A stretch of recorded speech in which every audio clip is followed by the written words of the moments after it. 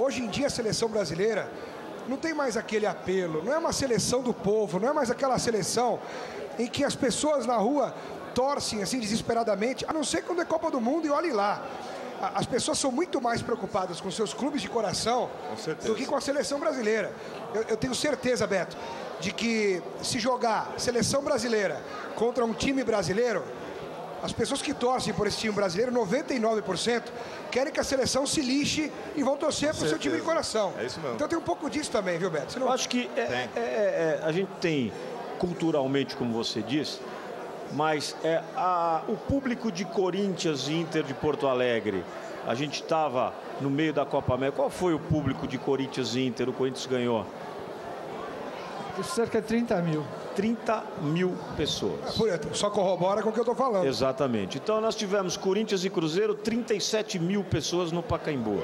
Quer dizer, claro, a seleção já estava eliminada, era uma final de Copa América, e eu rodava em São Paulo antes de ir para o Pacaembu e passava em alguns bares, Rosenberg, e as televisões estavam no jogo do Palmeiras e Fluminense, aqui em São Paulo, Renato Seco, Corinthians e Cruzeiro, e algumas televisões na Copa América na final. Então, eu acho, prefeito, respeitando muito o que você está dizendo, mas eu acho que é importante, você que é um prefeito jovem, pujante e tem uma região que é muito povoada pela população de São Paulo, que tem ali as suas casas de veraneio, é muito importante que haja, sim, uma relação. Você, por exemplo, com o Rosenberg, então vocês se conhecendo agora, e você pode, através do trabalho de comunicação do Corinthians, se inspirar.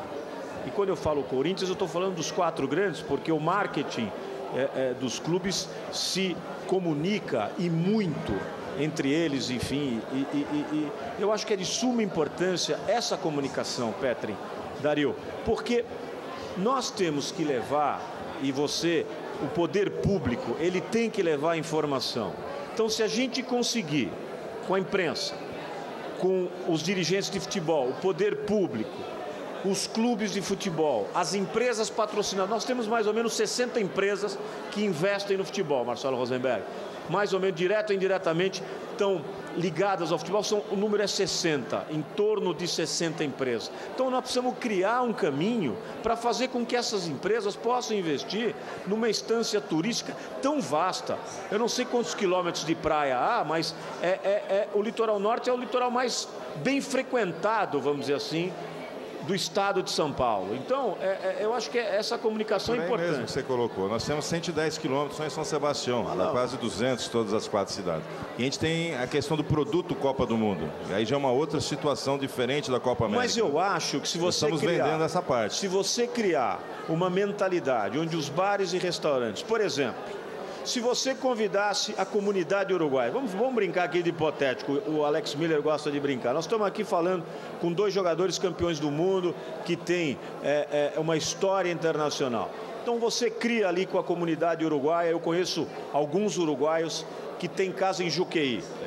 Então, um deles o Pablo é vice-presidente da McKinsey, que é uma das maiores empresas de consultoria do mundo. Então, se você cria um cenário para poder... veja bem, não é uma crítica, é apenas aqui a gente comentando o que se pode fazer para poder ter no futebol uma base de sustentação para o comércio, para a rede hoteleira e comercial. Porque não adianta esperar a seleção brasileira ir bem. Eu acho que a gente tem que criar uma comunicação independente da seleção brasileira. O Alex Miller disse, hoje os clubes são muito mais assediados pelos torcedores do que a seleção. No Uruguai é a mesma coisa. A demonstração do povo uruguaio no centenário é brincadeira. A noite inteira o povo uruguaio ficou nas ruas. Eu duvido que se o Brasil ganhasse a Copa América, ia ter comemoração aqui, não teria. Hoje o torcedor... Nenhuma. Exatamente. Hoje o torcedor do Santos... Chegou no ponto. Olha que ironia. Hoje o torcedor do Santos está torcendo para que o Neymar e o Paulo Henrique Ganso não sejam convocados para a seleção brasileira. O Muricy também. Antigamente o torcedor tinha orgulho. O meu time tem 3, 4 jogadores da seleção. Disputa entre torcedores, né? Meu clube tem 4, o seu só tem 3. Antigamente era assim, hoje é o contrário. Mas passa muito também pelo fraco futebol apresentado pela seleção. Quando anuncia amistoso da seleção, 3h30 da tarde, Brasil não sei quem. o torcedor nem liga mais. O telespectador não liga mais, porque sabe que vai ser um jogo chato, 0 a 0, 1 a 0 no máximo. É igual a Fórmula 1 jogadores hoje desinteressados, jogador que não vibra com um gol. Você viu a comemoração do Luis Soares aí, né? Quando ele fez um gol. O único jogador que comemorou um gol na seleção brasileira foi o Pato, né? No último jogo, no penúltimo jogo. De resto, o jogador tá lá para cumprir tabela, para mostrar que está na seleção, para assinar um contrato melhor para um outro clube, né? O Neymar que a gente viu na seleção não é o Neymar do Santos. O Paulo Henrique Ganso, cheio de salto alto, não é o Paulo Henrique Ganso brigando pela bola que a gente vê no Santos. Então o comportamento precisa mudar do jogador de futebol que veste a camisa da seleção, para que a gente possa ver isso se refletir dentro de campo. Ô, Roque, como é que eu posso compor isso? Quer dizer, todo esse cenário trágico, dá a receita, todo esse cenário trágico que o Petri está montando, eu acho que o Petri tem razão, porque é através das grandes discussões que a gente encontra os caminhos mais férteis. Mas e o Rosenberg teve lá e acompanhou os torcedores de todas as seleções. Quer dizer, havia Rosenberg, depois eu quero que o Roque dê, se há uma fórmula.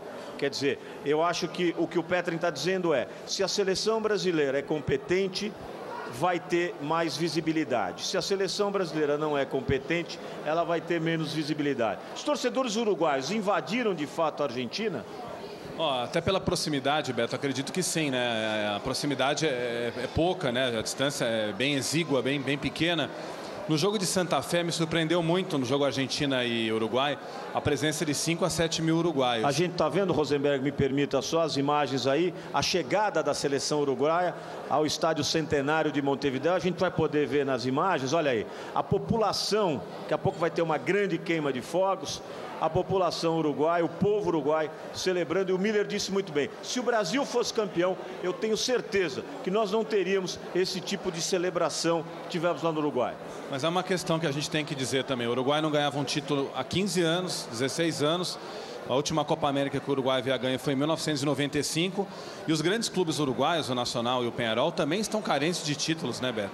São muitos e muitos anos já que Nacional e Peñarol, que têm inúmeras glórias, títulos de Libertadores e títulos mundiais, não alcançam realmente a mesma consagração. E mesmo assim, o Uruguai é o país que mais títulos tem na Copa América. Exatamente, 15 títulos contra 14 da Argentina.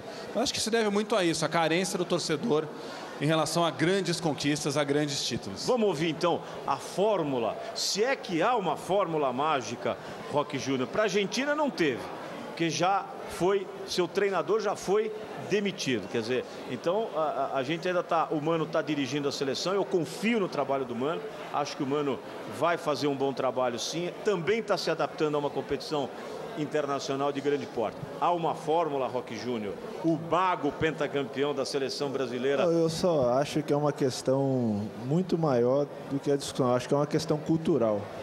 Eu acho que o respeito ao atleta é diferente. Você pega o Ronaldo, que foi o Ronaldo, e você vê a despedida que o Ronaldo teve. Eu fui na Alemanha 2 semanas na despedida do Bordon. É impressionante o que os caras do Schalke fizeram para o Bordon. E o Bordon no Brasil não é conhecido. Você pega um Ronaldo e faz uma despedida que foi feita no Pacaembu. O Bordon foi campeão, zagueiro do São Paulo. Foi campeão em 98 contra o Corinthians do Rosenberg. O primeiro jogo o Corinthians ganhou de 1 a 0. E no segundo jogo, a volta do Raí, aquela final, o Bordon foi campeão e depois foi para a Alemanha. Pitadinha histórica, né? Pitadinha histórica! Quantas mil pessoas tinha no Pacaembu? Seleção brasileira. Na Alemanha nós tínhamos 40 mil pessoas na despedida do Bordon. Eu acho que é uma questão cultural de respeito. Você não valoriza como você valorizava os jogadores, como você valorizava antes. Então eu acho que perde, a população realmente perde isso. Quer dizer, eu acho, igual você falou agora, o jogador está lá por estar. Eu nunca estive na seleção por estar. Eu nunca ganhei dinheiro com a seleção, sempre foi um sonho meu estar na seleção. Então é complicado você falar que um jogador está na seleção por estar, sendo que é um sonho da sua vida você vestir a camisa da seleção brasileira. Mas não foi só eu que disse isso, não. O Lúcio, que é o capitão da seleção brasileira, disse exatamente essa frase.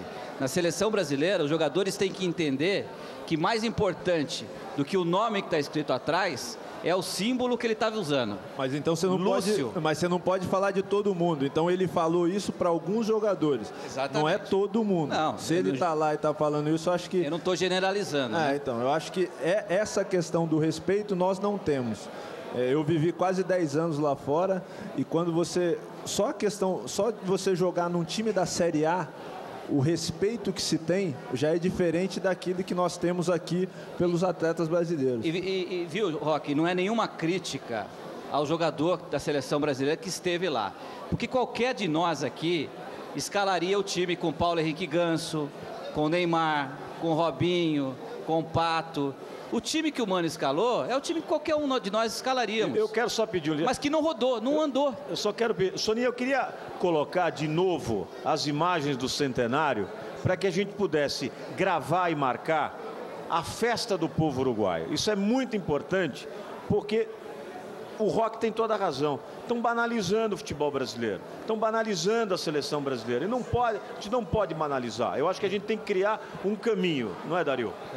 Sabe, na minha opinião, o que está acontecendo é que eu sou estrangeiro, mas moro no Brasil há muito tempo, então eu posso falar no sentido vendo um pouco de fora, assim. Você sentiu emoção quando viu o teu povo uruguaio? Mas eu senti o mesmo que o povo uruguaio sentiu. Os jogadores lá suaram muito a camisa, igual que no Mundial. Se mataram em campo, eles corriam. Quando jogaram contra a Argentina, foi quem empolgou demais. Jogaram 45 minutos, quase 50 minutos com um jogador a menos. Isso é. E eles se mataram correndo. Sem um volante de marcação. Conseguiram levar, é isso. O segundo volante ali que marca muito mais. Conseguiram chegar. Então, mostrou que tinha muita garra. E aí onde empolgou o futebol uruguaio. Só que tem um passado. O passado foi quarto no Mundial. Então já vem com aquele carinho. Houve uma recepção muito calorosa quando voltaram do Mundial. Agora a seleção chega lá e vai começando a ganhar da Argentina.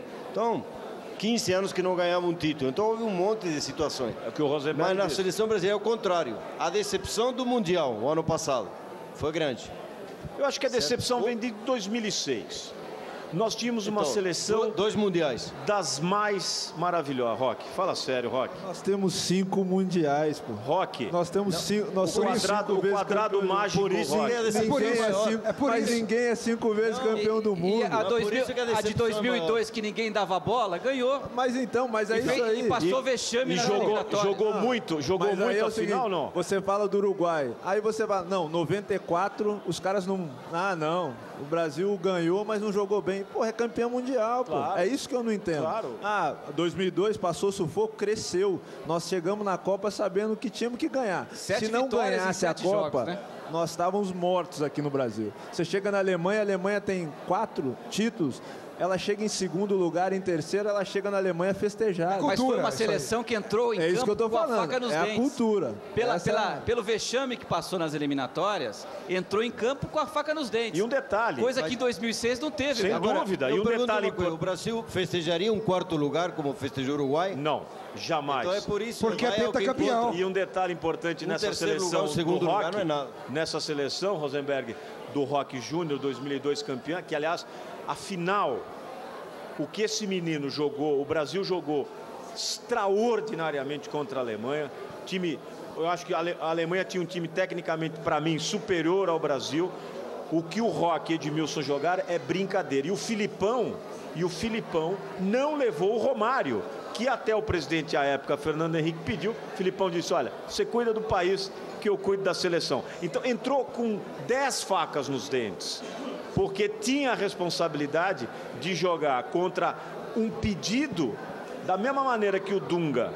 Eu acho que não foi tanto a ida do Neymar e do Ganso, não sei, não dá para dimensionar, pelo menos eu não consigo mesmo. Mas o presidente da República pedir para convocar um jogador e o Filipão falar, não vou, o Vampeta tinha que ter dado umas 10 cambalhotas lá no Palácio do Planalto, companheiro Alex Miller. Independentemente do teor alcoólico, né? Independentemente do teor alcoólico, porque ele podia beber e tudo, porque nós somos pentacampeão e ele falou bem, ninguém foi pentacampeão, então engula a gente. Mas quando saíram daqui, que a eliminatória foi difícil, lembra? Então o brasileiro estava E o baixinho foi fundamental, né? Pessimista, não era? E esse pessimismo foi indo no começo, que também não jogou tão bem, depois que melhorou. Aí onde realmente deu aquele salto que foi o que empolgou. E eu acho que aconteceu agora. Não empolgou a seleção agora, porque não aconteceu, não ganhou. Luiz Paulo, Esse é o problema.